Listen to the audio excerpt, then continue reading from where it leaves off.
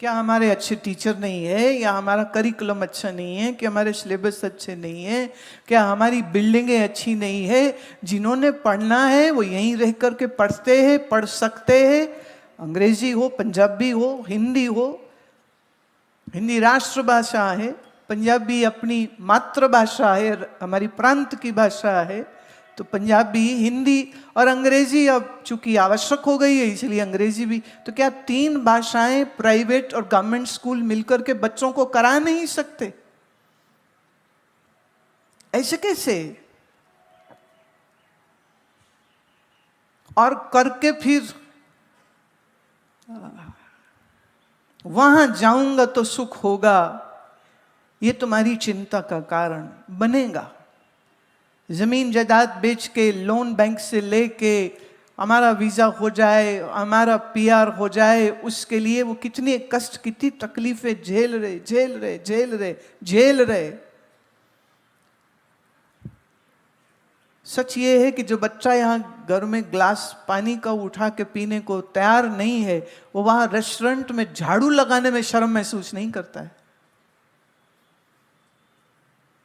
तो झाड़ू लगाने में कौन सी बुराई है? मेहनत है, शान है, इज्जत है। हम अपने घर की साफ सफाई करते हैं तो उसमें क्या शर्म है? हम किसी रेस्टोरेंट में जाके अगर साफ सफाई कर दे तो भी कौन सी शर्म है? पर यहां शर्म आती है, और वहां जा करके करने में कोई शर्म नहीं आती। तो अगर वहां शर्म नहीं आती तो बेटा थोड़ी सी शर्म यहीं पे गंवा लो, थोड़ी यहीं मेहनत कर लो। यहां अगर वहां तुम 16 घंटे काम कर सकते हो, तो 12 घंटे नहीं तो 10 घंटे यहां काम कर लोगे। तो ये एक सिर्फ मन का ख्याल है कि मैं यहां सुखी नहीं हो सकता हूं, मैं वहां जाके सुखी होऊंगा। जिसके औलाद नहीं है वो दुखी, जिसकी औलाद है वो उनसे ज्यादा दुखी। अभी एक छोटी सी टिप्पणी मैं इसमें देना चाहती हूं। कभी जालंधर शहर अच्छे नर्सिंग होम्स और अच्छे माने हार्ट से रिलेटेड बहुत अच्छे अच्छे डॉक्टर्स यहां पर रहे। मेरा तो 21 साल तो अमृतसर में ही रही हूं, तो मुझे पता है कि कई बार लोग स्पेशली जालंधर में अच्छे डॉक्टर्स है, वहाँ हार्ट के अच्छे डॉक्टर्स है, इसलिए एंजियोग्राफी कराने के लिए यहाँ पे आना पड़ता था। आज जब देखती हूँ ना तो आईवीएफ क्लिनिक्स खुली हुई है, बड़ी बड़ी क्लिनिक्स,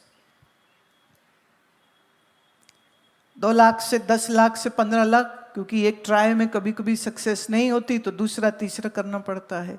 मैं आपको एक बात कहना चाहती हूँ, इसके पीछे एक पूरी साइंस है, पूरी रिसर्च है, और वो रिसर्च के रिलेटेड पेपर्स आपको गूगल करेंगे तो मिल जाएंगे। उस रिसर्च का निष्कर्ष मैं बताना चाह रही हूँ, और वो ये है, आप जो फल सब्जी चीनी खा रहे हो, इसी खुराक की वजह से पुरुषों में शुक्राणुओं की कमी और स्त्री के एग के फर्टिलाइज ना होने की जो कमी, माने इनफर्टिलिटी जो हो रही है, ये जो बांझपन हो रहा है, उसके पीछे बहुत बड़ा कारण ये रासायनिक खाद से उगे हुए गेहूं, चावल, सब्जी, पेस्टिसाइड, फंगिसाइड जितने इस्तेमाल हो रहे हैं, ये ही एक शादीशुदा पति पत्नी को माँ बाप नहीं बनने दे रहे, और इसलिए उनको आईवीएफ का सहारा लेना पड़ता है।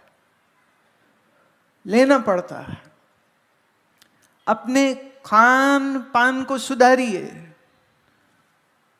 तो इसकी दिक्कत रहेगी नहीं। अभी तो यूनाइटेड नेशंस ने 20-23 साल को मिलेट्स का साल बोला है। मैं तो 3 साल से इस विषय पर बात कर चुकी हूँ, बल्कि खुद पका के ये मिलेट्स पकाए कैसे जाते हैं, वो खुद पका करके अपने लोगों को समझाया सिखाया कैसे पकाओ, उसके क्या फ़ायदे हैं, कि इसमें क्या क्या न्यूट्रिएंट, क्या क्या पौष्टिक तत्व है, उसका पूरा डिटेल्ड जो वीडियो है वो बना करके दिया। क्योंकि अगर आप ठीक खाते हैं तो शरीर में इन्फ्लेमेशन नहीं होगी। अगर इंसुलिन आपकी कंट्रोल्ड रहेगी तो आपके माने स्त्री या पुरुष के शरीर में बांझपन नहीं होगा और हो भी नहीं सकता। पर जिसके बच्चे नहीं हैं वो रोए समझ लगती, पर जिनके हैं वो भी रोते दिखते हैं, तो उसका क्या करोगे? जिसके रुपया नहीं है वो रो रहा है समझ लगती, जिसके रुपया है वो भी कहाँ हंसते हैं। वो मुझे एक एडवर्टीजमेंट याद आती है, वो एक कंपनी वो बल्ब बनाती थी ना, वो तब कहते जब मैं छोटा बच्चा था बड़ी शरारत करता था, मेरी चोरी पकड़ी जाती जब रोशन होता। चलो अब मैं बिल्कुल बूढ़ा हूं, गोली खा के जीता हूं, है? तो जो गोलियों के सहारे पेट साफ करे, गोलियों के सहारे खाना पचता नहीं, गोलियों के सहारे ये गठिया अर्थराइटिस आरे हो गया, ये दवाई इसकी दवाई उसकी, 15 से 20 साल के उम्र में डायबिटीज हो रही है। ये इतना जो शरीरों को बीमारी, और उसमें एक सबसे बड़ी बीमारी जिसके ऊपर मैं आपका ध्यान लाना चाहती हूं, क्या आप जानते हैं कि सिर्फ मोबाइल फोन स्क्रीन को देखने से तुम्हारे बच्चे में एडीडी नाम की बीमारी हो जाती है? अरे हाँ, 7 साल 8 साल 4 साल के बच्चे मोबाइल फोन में एनिमेटेड कार्टून जाने क्या क्या देख रहे हैं। माँ बाप खुश हैं कि बिजी है बच्चा, ये नहीं पता कि इस मोबाइल स्क्रीन से आ रही मैग्नेटिक वेव्स की वजह से ब्रेन के न्यूरॉन सेल्स मर जाते हैं। इसलिए अगर आप चाहते हैं कि आपके बच्चे बुद्धू बने और बुद्धिमान न बने, उनको मोबाइल फोन दे दीजिए, खेलने दीजिए मोबाइल फोन के साथ। मेरे एक बहुत अच्छे जानकार आयुर्वेदिक डॉक्टर है अमेरिका में, उनके टीनेजर 2 बच्चे, अब बच्चे हैं तो टीवी देखना चाहते हैं, तो उन्होंने कहा ठीक है आप टीवी देख सकते हो, पर उसकी शर्त है, एक तुम जमीन में बैठोगे, दूसरा तुम चौकड़ी मार के बैठोगे। तो जब तक चौकड़ी मार के सीधे बैठ सकते हो तब तक टीवी चलेगा। जहां तुम्हारी कमर झुकी, जहां तुम जमीन में लेटे, वहीं टीवी बंद हो जाएगा। 2 फायदे हुए, बच्चों ने चौकड़ी लगा के रीढ़ की हड्डी सीधी करके बैठना सीख लिया, और टीवी देखने की टाइमिंग उनकी कम हो गई। और टीवी रेगुलेटेड है, बच्चा क्या देखेगा इसके ऊपर पेरेंटल लॉक्स होते कि ये वाला चैनल अडल्ट्स के लिए है तो बच्चा ना देख सके। लेकिन आपके बच्चे के हाथ में अगर मोबाइल फोन है, उस पर कोई पेरेंटल लॉक नहीं होगा। अब वो क्या देखेगा?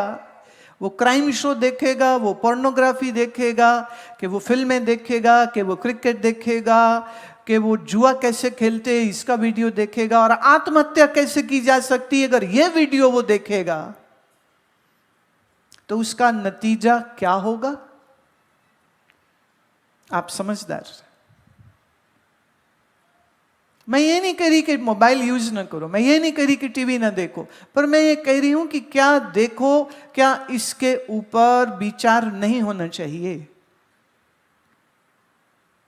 हम जब अपनी जिंदगी को विवेक से, ज्ञान से, समझबूझ से नहीं जीते हैं, तो हमारे जीवन में बहुत सी समस्याएं आती हैं और आएंगी। पर मैं निवेदन करना चाहती हूं, आप सबसे पहले जीवन जीने की कला क्या है वो भी तो सीखो।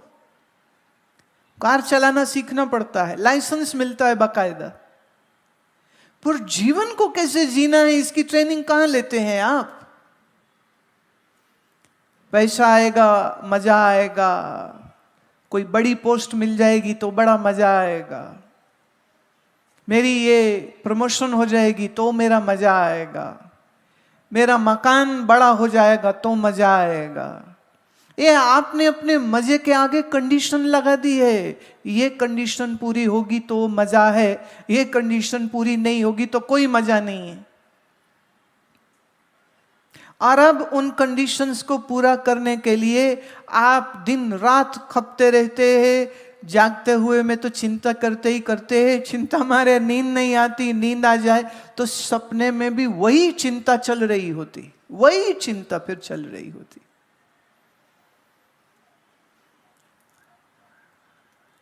ख्याल करना, इसमें भगवत गीता हमको राह देती है। अब लोगों को कृष्ण भगवान का मंदिर में दर्शन करके प्रसाद खा के घर आ जाना तो बड़ा अच्छा लगता है, पर कृष्ण ने गीता में क्या समझाया है वो जानने की कोई इच्छा भी नहीं होती।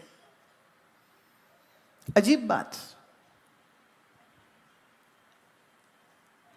गुरुद्वारे में जाके मत्था टेक, लंगर का कड़ा प्रसाद लेकर के घर आना तो बड़ा अच्छा लगता है, पर बाबे की वाणी क्या ज्ञान दे रही है वो ज्ञान लेने की कोई रुचि नहीं है। जो पाठ पढ़ते भी है तो इतनी फुल स्पीड में क्या खत्म करना है, इसलिए उस पंक्ति में क्या लिखा है उसका गहन विचार भी नहीं करते। क्या अर्थ मालूम नहीं, जानते नहीं, जानना चाहते नहीं। ख्याल रहे, जब तक मन में अज्ञान रहेगा तब तक मन में चिंता रहेगी। इसलिए अज्ञान की निवृत्ति करना आवश्यक, और अज्ञान की निवृत्ति के वास्ते ही ये ज्ञान यज्ञ यहाँ रखा गया है कि आमने सामने बैठकर आप मुझे देख पाए, मैं आपको देख पाऊं, और इस ज्ञान चर्चा से तुम अपनी बुद्धि को परिष्कृत कर सको। You can mature your intellect and you can think properly and see properly the things as they are. जैसी चीजें हैं वैसी चीजों को समझने की बुद्धि भी तो होनी चाहिए। गुरुद्वारे बड़े सुंदर, मंदिर बड़े सुंदर, और इस उम्मीद में तुम जाते भी हो, प्रणाम भी करते हो, मत्था भी टेकते हो, प्रसाद भी चढ़ाते हो, सब कुछ करते हो, पर चिंता अपनी जगह पे पड़ी रहती। ये कैसी चिंता है जो जाती नहीं तुम्हारी। पर यह बात वही हो जाएगी कि हॉस्पिटल की बिल्डिंग को बाहर से देखने से रोगी का रोग दूर नहीं होगा। रोगी का रोग दूर कब होगा? जब वो डॉक्टर को मिले और डॉक्टर डायग्नोसिस करे। और अगर आयुर्वेदिक डॉक्टर है तो वो फिर क्या खाना, क्या परहेज करना ये भी बताएगा और दवा भी देगा, और फिर उस रोग की निवृत्ति हो जाएगी। ऐसे ही संत डॉक्टर है, एक महात्मा एक डॉक्टर है। डॉक्टर किसका? आपके मन बुद्धि का। और मन में आए हुए चिंता, क्लेश, शोक, मोह, इन रोगों का उपचार करता है। इसलिए ज्ञान आवश्यक है, सत्संग आवश्यक है। सत्संग मतलब ये नहीं होता कि मतलब सिर्फ गाना बजाना हो और छुट्टी हो। सत्संग मतलब विचार। विचार एक शक्ति है। अगर विचार ठीक से आपने पकड़ लिया तो आपके जीवन में क्रांति हो सकती है। आप स्वयं अपना जीवन बदल सकते हैं। पर अगर विचार नहीं है तो फिर तो तुम मंदिर बदलोगे। इस मंदिर में जाने से कुछ नहीं हुआ, उसमें चले जाओ। इस गुरुद्वारे में जाके कुछ नहीं हुआ, उसमें चले जाओ। इस देवता को मानने से कुछ नहीं हुआ, उस देवता को मान लो। तो देवी देवता बदलते रहोगे, गुरुद्वारे मंदिर बदलते रहोगे, पर चिंता अपनी जगह ही बैठी रहेगी, वो तो जाएगी कोई नहीं। और याद रहे, चिंता चिता समान। चिता पे तो कोई मर के जाएगा, एक ही बार जाएगा। चिंता वो चिता है जिसपे तुम रोज जलते हो प्यारे, रोज। अरे ये मानव जीवन सिर्फ चिंता की अग्नि में खुद को झोंकने के लिए है क्या? भगवत गीता कहती है, हम जब तक संसार के विषयों से भोगने से हम सुखी होंगे, अगर यह विचार आपके मन में चलता है तो आप निश्चित रूप से दुख से कभी छुटकारा पा नहीं सकेंगे। क्योंकि एक बात याद रहे, कोई भी संसार का भोग सदा नहीं रहता है।